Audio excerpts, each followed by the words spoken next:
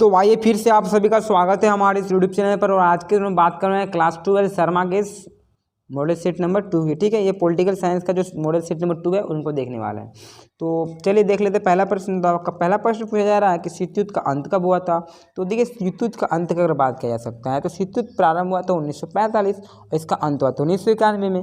तो इसका सही आंसर हो जाएगा 1991, ऑप्शन नंबर ए। ठीक है, अगला बात करते हैं दूसरा प्रश्न की। तो दूसरा प्रश्न पूछा जा रहा है कि द्वितीय विश्व युद्ध कब से कब तक हुआ। ठीक है, जो सेकेंड वर्ल्ड वॉर हुआ था वो कब से कब तक हुआ था। ठीक है, आपका पहला जो विश्व युद्ध हुआ था 1914 से 1918 तक चला था। और आपका दूसरा जो विश्व युद्ध हुआ था वह 1939 से लेकर 1945 तक हुआ था। तो आपका सही आंसर हो जाएगा 1939 से लेकर 1945 तक। बात कर लेते हैं हम लोग तीसरा प्रश्न की। तो आपका तीसरा प्रश्न पूछा जा रहा है कि निम्न में से किस देश द्वारा नाटो का नेतृत्व किया गया था। तो नाटो का नेतृत्व किया गया था वो क्या था, यूएसए, यानी कि अमेरिका ने नाटो बनाया था 1949 में।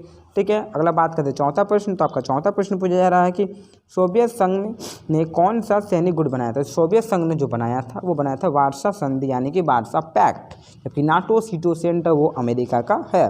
पांचवा प्रश्न है कि गुटनिरपेक्ष की नींव रखने में किस भारतीय नेता का प्रमुख योगदान है। तो भारतीय नेता की अगर बात किया जा सकता है तो हो जाएगा नेहरू जी, पंडित जवाहरलाल नेहरू भारत की ओर से थे। ठीक है, छठा प्रश्न पूछा जा रहा है कि प्रथम गुटनिरपेक्ष सम्मेलन के अध्यक्ष कौन थे। तो इसके जो अध्यक्ष थे वह सुकर्णो थे। ठीक है, तो सातवां प्रश्न पूछा जा रहा है कि जापान में किन शहरों में परमाणु बम गिराया गया था। तो जापान के दो शहरों में, एक तो हिरोशिमा और नागासाकी में गिराया गया था। तो आप राइट आंसर हो जाएगा ऑप्शन नंबर ए, हिरोशिमा और नागासाकी में 1945 में परमाणु बम गिराया गया था। अगला प्रश्न देखा है जा सकता है। तो आपका अगला प्रश्न बन रहा है कि सोवियत जो, ठीक है ना, सोवियत साम्यवादी गणराज्य की स्थापना किसने की, स्थापना कब हुई। तो वह तो 1917 में। ठीक है, तो 1917 में सोवियत साम्यवादी गणराज्य की स्थापना हुई। अगला बात कर लेंगे प्रश्न की। तो नवा प्रश्न पूछा जा रहा है कि सोवियत राजनीतिक प्रणाली किस विचारधारा पर आधारित थी। तो वह थी समाजवादी आधारित।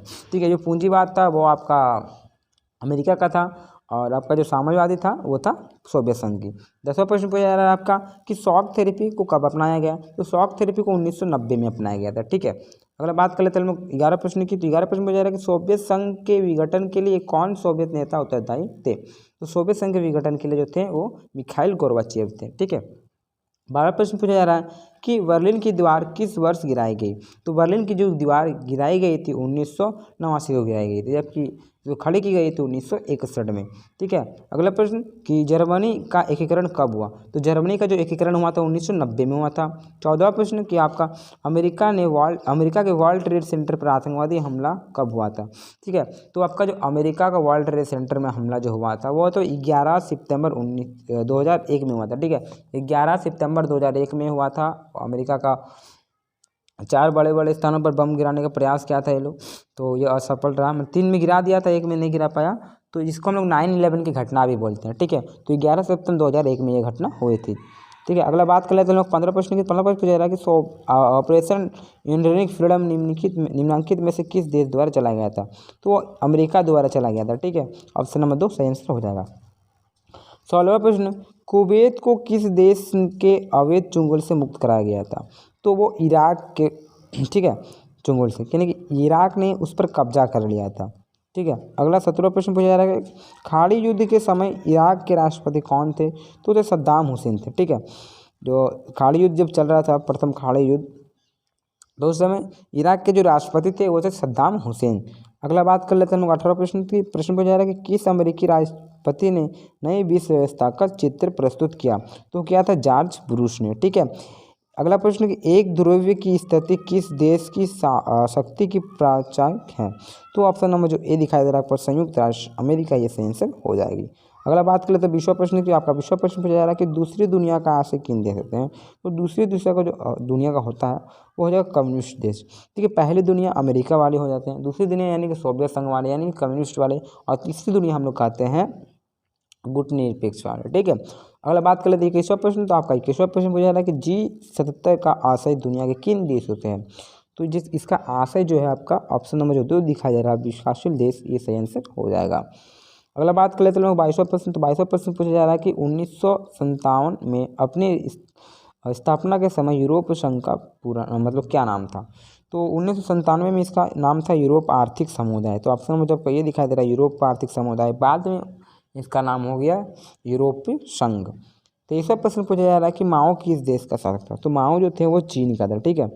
अगला बात कर लेते हैं प्रश्न की। तो प्रश्न पूछा जा रहा है कि चीन ने विदेश व्यापार हेतु खुले द्वार की नीति कब अपनाई थी। तो खुले द्वार की जो नीति अपनाई थी 1978 में अपनाई थी। अगला है कि भारत और चीन के बीच पंचशील समझौता कब हुआ था। जो पंचशील समझौता हुआ था 1994 को हुआ था, ठीक है, भारत और चीन के बीच।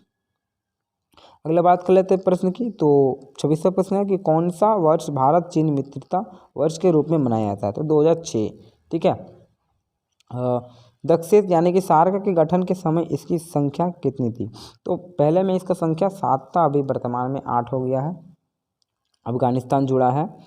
28वां प्रश्न पूछा जा रहा है कि सार्क का 19वां सम्मेलन जो रद्द हो गया, ठीक है, कहाँ होने वाला था। तो होने वाला था इस्लामाबाद में होने वाला था, ठीक है, सार्क का 19वां सम्मेलन। अगला है कि दक्षिण एशिया का सबसे बड़ा देश कौन सा है। तो दक्षिण एशिया का सबसे बड़ा देश की बात की जा सकता है तो इंडिया हो जाएगा, यानी कि भारत हो जाएगा, ठीक है। अगला प्रश्न कि बांग्लादेश की उत्पत्ति कब हुई। तो बांग्लादेश की जो उत्पत्ति हुई थी 1971 में हुई थी, यानी कि ऑप्शन नंबर ए सही आंसर हो जाएगा। 31वां प्रश्न फरक्का समझौता का किससे संबंधित है, ठीक है। फरक्का समझौता किससे संबंधित है। वो भारत और बांग्लादेश के बीच संबंधित है, ठीक है। कौन सी रेखा भारत और बांग्लादेश के बीच सीमा निर्धारित करती है। वो करती है रेड क्लिफ रेखा, ठीक है। अगला बात कर लेते हैं लोग 33वां प्रश्न की। तो आपका 33वां प्रश्न परमाणु अप्रसार संधि कब हुई थी। तो वह तो 1968 में। तो राइट आंसर ऑप्शन नंबर हो जाएगा 1968, यानी 1968 हो जाएगा। 34वां प्रश्न कि 1945 में संयुक्त राष्ट्र संघ यानी कि यूएनओ की स्थापना हुई, उसका मौलिक सदस्य कौन था। तो जो मौलिक सदस्य था वो था भारत, जबकि श्रीलंका, बांग्लादेश, पाकिस्तान इससे कोई रिलेटेड नहीं, मतलब ये लोग उतना नहीं रहते थे। जबकि भारत इसका प्रचार उर्चा किए, ठीक है, और 6 दिन बाद ही भारत जुड़ गए। जैसे कि 1945 में स्थापना होता, तो 1945 में कब हुआ था। तो 24 अक्टूबर 1945 से यूरोप संघ बना, ये सॉरी यूरोप बोल रहे हैं, यूएनओ बना। और जबकि इसके 6 दिन बाद 30, ठीक है, 30 को ही भारत इसका सदस्य बन गया। अगला बात करते हैं 35वें प्रश्न। तो 35वें प्रश्न पूछा जा रहा है कि संयुक्त राष्ट्र संघ का वर्तमान महासचिव कौन है। तो वर्तमान में जो महासचिव है वो एंटोनियो गुटरेस है, जो पुर्तगाली हैं, ठीक है, याद रखिएगा। 36वां किसकी सिफारिश पर संयुक्त राष्ट्र संघ की महासभा महासचिव की नियुक्ति करती है। तो सुरक्षा परिषद की सिफारिश पर। 37वां प्रश्न सुरक्षा परिषद की स्थायी सदस्यों की संख्या कितना है। तो स्थायी सदस्यों की संख्या 5 है, जबकि अस्थायी सदस्यों की संख्या 10 है। तो इसका राइट आंसर ऑप्शन नंबर हो जाएगा स्थायी सदस्यों की संख्या 5 है। अगला 38वां प्रश्न पूछा जा रहा है कि अमनेस्टी इंटरनेशनल का मुख्यालय कहाँ है। तो ऑप्शन नंबर ए हो जाएगा लंदन, ऑप्शन नंबर ए बोल रहे ऑप्शन नंबर 3 लंदन हो जाएगा। 39वां प्रश्न कि भूमंडलीकरण किस विचारधारा पर टिका हुआ है। तो वो है आपका उदारवाद विचारधारा पर। और आज का आखिरी प्रश्न है 40वां प्रश्न और अंतिम प्रश्न है इस वीडियो का भी। तो प्रश्न पूछा जा रहा है कि भूमंडलीकरण का संबंध किससे है। तो हो जाएगा उदारीकरण और निजीकरण, इन दोनों से। तो ऑप्शन नंबर आपका 3 दिखाई दे रहा है ए, मतलब इन दोनों से ये सही आंसर हो जाएगा। तो आज के लिए इतना ही, नेक्स्ट वीडियो में मिलेंगे नेक्स्ट वीडियो के साथ। जय हिंद, जय भारत।